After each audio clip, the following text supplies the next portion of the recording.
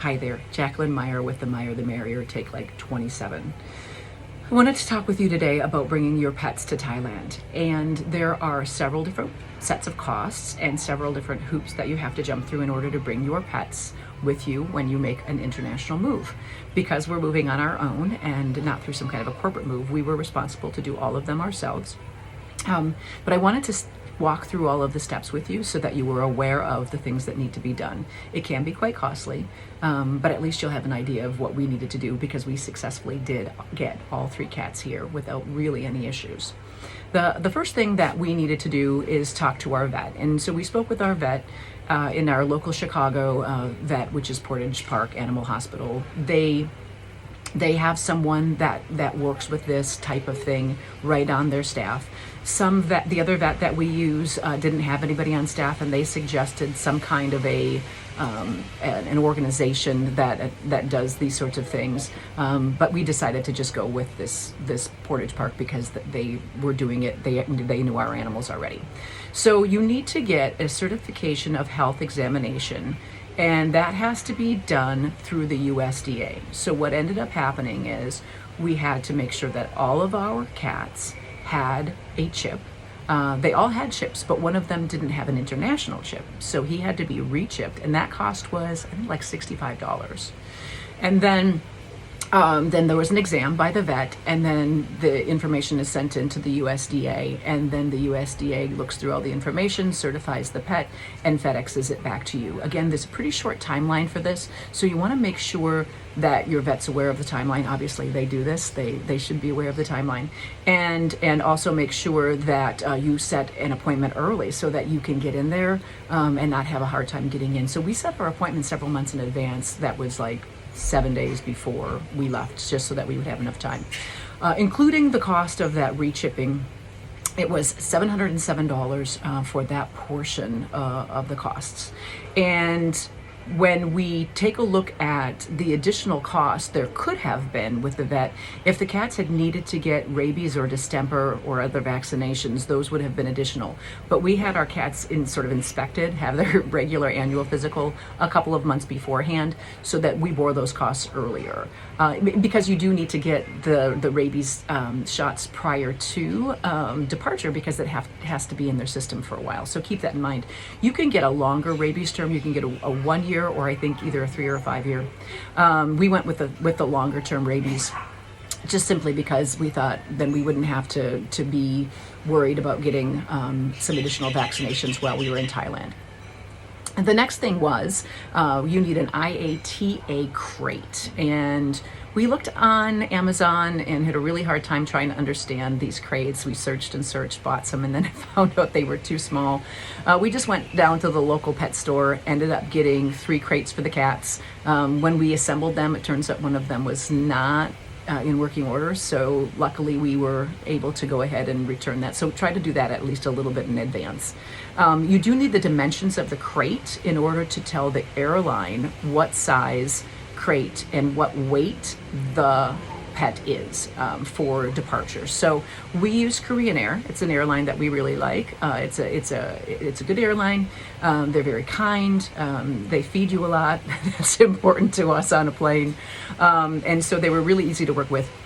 At least, I think, 48 hours prior to your flight, you need to call them, give them dimensions and weights and information about the animals. If you do fly Korean Air more frequently, you can actually put your pets on kind of a frequent flyer program. We're not going to be traveling with them all of the time, but that way the cat information will be in there. So make sure that you have that information when you call to get the cats on the flight. We put all of our cats in cargo because they were all, I think, over 11 kilograms all in. So see, the 11 kilograms would be the cat plus the carrier and anything in the carrier, and you know, our cats were just too big for that. So all our cats went into cargo. But once you notify them, they just make sure that they have room for the cats and get approval. The cost is not cheap to put cats in the cargo hold. Not as expensive as getting a person on an airplane. But the cats were $300 each. So all in $900 just to get them on the airplane from Chicago all the way to Bangkok. Keeping in mind, if you take a look at If you take a look at the fees, it looks like there might be, fees for 2 legs, but they only charge just the 1 leg. So, so then there was some confusion around getting a permit from the Department of Livestock in Thailand, and we went online and we found an application, and we found out all of the things that were necessary to get the application. Like, you needed to have a picture of the cat, and you needed to have the cat's microchip, and those sorts of things that were already kind of done at the rabies certification, or sorry, at the USDA certification. But we sent it in anyway, and what ended up happening is that we never received a response from the Thai government. So I have no idea if they ever would have responded, or if they will respond at some point. I mean, it's been well over 15 business days since we initially made our application. When we didn't get a response, we kind of sent updates. Hey, we need this. We're flying tomorrow. We fly in 12 hours. Still no response. We decided we were going to risk it, and felt like the worst thing that would happen is the cats would end up having to go in quarantine. And they didn't. So that was all fine. So that was a Thai permit to the Department of Livestock Development. Okay. When we picked up the pets in baggage claim, there's an office right there, and I think it's across from baggage claim 8 or something like that. We just, when we got off the plane, there was a sign that said Steve Meyer, who is the person that checked the baggage in our family. And so when he got off the plane, they just told us what to do and where to go, which was very convenient. So we went through with our passports and got through the baggage, and then went over to that place.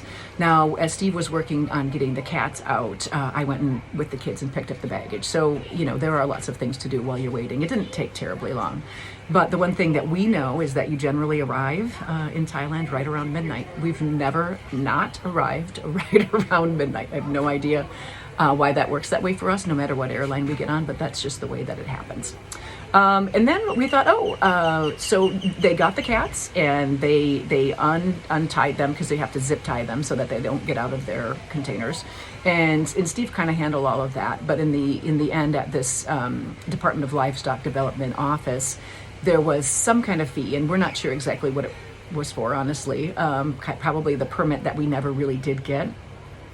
And it was 1,510 baht, which is about $50, so about $50 in order to go through that, which seemed pretty reasonable to us. And then the next step was just to leave the hotel, or leave for the hotel, and get out of the airport. So we just were zipping out, and somebody stopped us for customs and decided, well, I didn't decide, but notified us that we do have to declare our cats. One of our cats is 15, and apparently you get a discount for an older cat.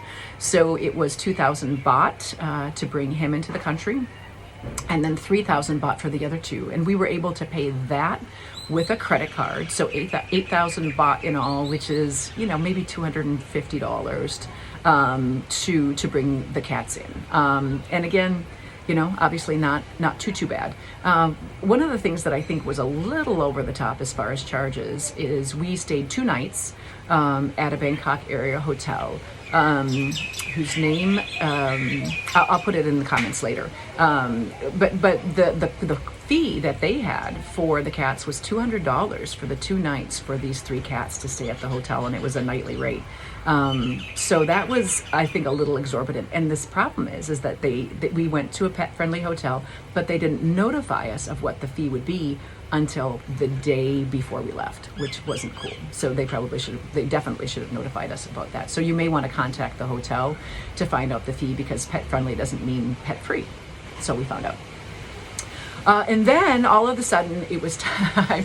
We realized, actually before we left Chicago, that we were not going to be able to take the cats on the Thai Airways flight from Bangkok to Surat Thani that we had originally planned. And the reason is that the A319 and 320 planes apparently don't have a cargo hold that's safe for pets. We found this on both Thai Airways and on Bangkok Airways. So there was no other plane available on Thai Airways to bring the cats. So then we canceled Steve's flight in, and he was going to have to find some way to get the cats, all 3 cats by himself, to Koh Samui. And so we did a little digging around when we got here, because we didn't really, everything at, you know, that last minute time, there was just too much to do. So the day that we got here to Thailand, to, in this case, Bangkok, we looked around, we contacted Bangkok Airways. Bangkok Airways is the only airline that flies directly into Koh Samui. And they, at times, fly a different plane. It's a smaller plane. It's a turboprop, I think Steve said, into Koh Samui. And it's kind of those late night, maybe early morning flights. There wouldn't be as many people on. And Steve said when you were on the plane, when you were getting on and off the plane, you could hear the cats meowing. So they were kind of sort of in the passenger section, but not really. They were still considered to be cargo cats. So he was able to get the cats on that flight. It was a later flight. And the Bangkok Airways was really reasonable. Now they made us put all 3 cats into just 2 carriers, as I think there was just only so much room to put carriers. But that was okay, because two of the cats are brothers, and they would have preferred to be together through the whole thing anyway. But we had to keep them separate. So three carriers on Korean Air, because we had to keep them all separate. 2 carriers on Bangkok Airways, because there was, I think, only room for 2. And Bangkok Airways only charged us $148. So that also very reasonable when you add it all together. And then the last part of it is just the cost on for the hotel in Koh Samui. So the first, I don't know, 10 nights of our stay or something like that, we're staying at the Ibis Samui. It's a beachfront hotel. It's very nice. The room's a little small for us, so if you're going to have 3 children that you're going to travel with, you might want to find some place that's a little bit bigger. But they were very reasonable. The first 2 cats would have been free, kind of included in the cost of the room, and then it was a 500 baht fee for the 3rd cat, which you're looking at about, I don't know, $17, $15 to $17 to bring the cats here.